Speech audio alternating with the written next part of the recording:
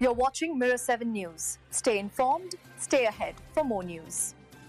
I was listening to Billy Bob Thornton's recent chat on the Joe Rogan podcast, and honestly, it's one of those conversations that just sticks with you. Billy Bob really opens up about everything, from his wild imagination to his upbringing in a small town, and even his love for muscle cars. It's the kind of storytelling that makes you feel like you're right there with him, sharing beers and memories. He starts off talking about indulging himself if he makes it to 85. He joked that he'd go to Long John Silver's every day, eat all the food he's been denying himself, and drink whiskey all day. It's funny, but it's also a little poignant, thinking about what people dream of when they reflect on life. He even fantasizes about going back in time to his 12-year-old self, reliving junior high and high school with all the knowledge he has now. Imagine being a 12-year-old with the brain of a seasoned adult.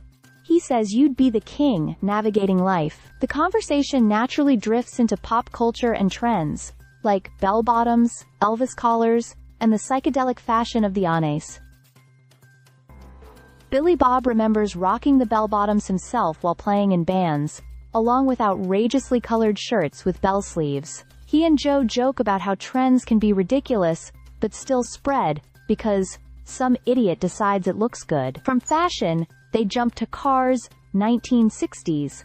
Muscle cars being his real passion. Billy Bob owns a 67 Chevelle 396, and he talks about the magic of cars like the 65 GTO, the Toronado, the Riviera, and even the strange AMC models that never really made sense. He recounts memories of cruising around town as a kid, watching older guys in Corvettes or Mustangs, and feeling like James Dean had just driven by. The discussion gets more personal when he opens up about his childhood. Billy Bob shares that growing up in Arkansas wasn't easy.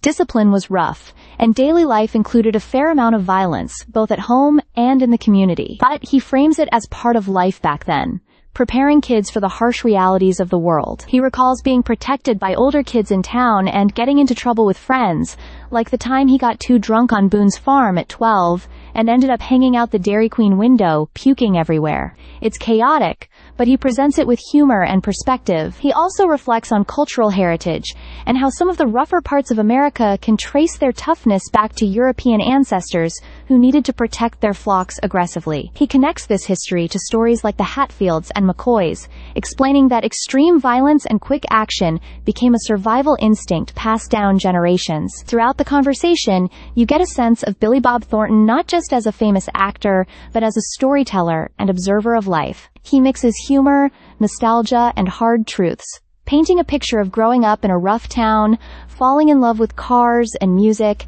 and dreaming about the what-ifs of life. Listening to him, you're reminded that every life is a mix of the wild, the ordinary, and the unforgettable moments that shape us.